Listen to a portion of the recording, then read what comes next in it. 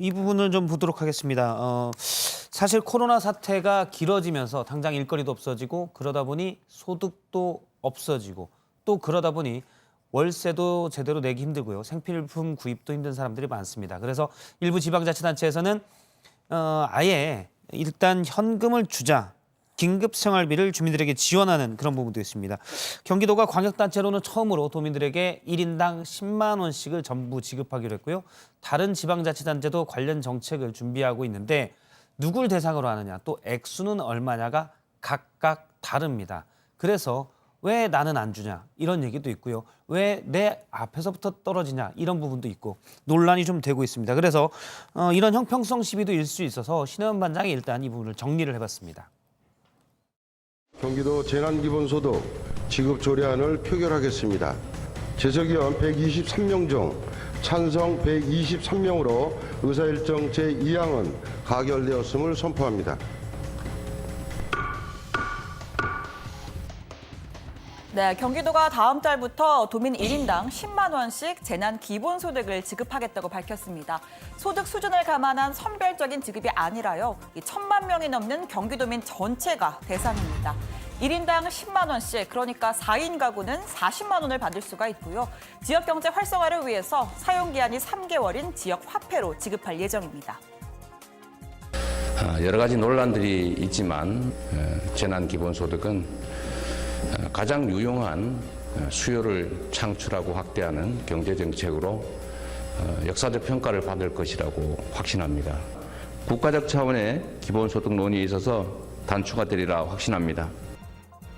네, 경기도 거주자로 등록된 사람 1,364만여 명입니다. 1인당 10만 원씩이니까 필요한 재원은 모두 1조 3,642억 원이죠. 경기도는 재난관리기금과 재해구호기금, 지역개발기금 등으로 모은 자체 예산을 사용하겠다는 입장입니다. 또 앞서 말했지만 경기도민이면 재산과 소득에 관계없이 다 주겠다고 했습니다. 부자들은 빼고 어려운 사람 더 줘야 하는 거 아니냐라는 주장에 대해서 이재명 지사는 사회의 재정 기여자들을 제외하는 것이야말로 정치이고 포퓰리즘이다. 그야말로 과거의 생각이다라고 답변했습니다. 고액 납세자에 대한 이중차별인데다가 선별 비용이 과다한 점, 미성년자도 세금을 내는 도민이고 소비 지출 수요는 성인과 다를 바 없다는 점에서 이 경기도뿐만이 아닙니다. 주로 여당 소속 지자체장이 있는 곳들을 중심으로 해서 관련 정책이 계속 나오고 있는데요. 지금 이 표를 보시면 지자체별로 지급 대상도 금액도 전부 다 제각각입니다.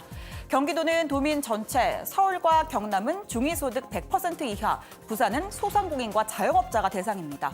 액수도 보면 경기도는 인당 10만 원, 서울은 가구당 30에서 50만 원, 꽤 차이가 있죠. 또 명칭도 기본소득, 긴급생활비 다 다릅니다. 특히 같은 광역단체 내 시민들조차 지원받는 금액에서 차이가 나는 경우가 있는데요. 경기 여주시가 경기도와는 별도로 재난기본수당 10만 원을 지급하기로 하면서 모든 여주 시민은 다른 경기 지역의 시 군민과는 달리 1인당 총 20만 원의 재난기본수당을 받게 됩니다. 이렇게 지자체별로 제각기 추진이 되다 보니까 형평성 논란 등등 혼선이 빚어질 우려도 나오는데요. 때문에 중앙정부가 기준을 마련해서 불필요한 논란을 방지해야 한다는 의견도 적지 않습니다. 다음 3차 회의에서는 실효성이 있는 생계 지원 방안에 대해 재정 소요를 종합 고려하여 신속한 결론을 내릴 수 있도록 준비해 주기 바랍니다. 코로나19 사태의 가장 큰 피해자는 국민입니다. 네, 청와대의 기류는요, 소득 하위 계층 등 필요한 곳에 우선 지원하는 방식의 무게가 실린 것으로 알려졌습니다. 특히 홍남기 경제부총리가 국민 모두에게 지급하는 재난 기본소득에 대해서 부정적인 입장을 거듭 밝힌 바 있는데요. 실제 사용처가 없는 상태에서 돈을 푸는 엇박자 정책이 될 가능성이 지적된다면서 급하더라도 재정, 세제, 금융 패키지, 지역경제 회복 지원, 그리고 금융 안정까지 전략적인 대응이 피해를 최소화하는 길이다라고 밝혔습니다. 또 이 재원 마련 측면에서도 청와대는 더 논의해 봐야 한다는 입장인데요. 물론 신중할 수밖에 없지만 지자체 간 혼선을 막기 위해서 선제적인 가이드라인을 제시해줬다면 어땠을까 하는 아쉬움은 남습니다. 마지막으로요. 이 지금 거론되는 재난 기본소득은 엄밀하게 사전적 의미의 기본소득과는 다른 개념입니다. 기본소득은 보편성과 지속성이 특징인데 지금 거론되는 건 위기 상황에서의 경제를 살리고 보호하는 한시적인 긴급 구호자금에 가깝기 때문입니다. 두 개념을 구분해서 본다면 일각의 이 소모적인 정쟁 피할 수 있지 않을까 생각해봅니다. 관련 이야기 들어가서 좀 더 해보겠습니다.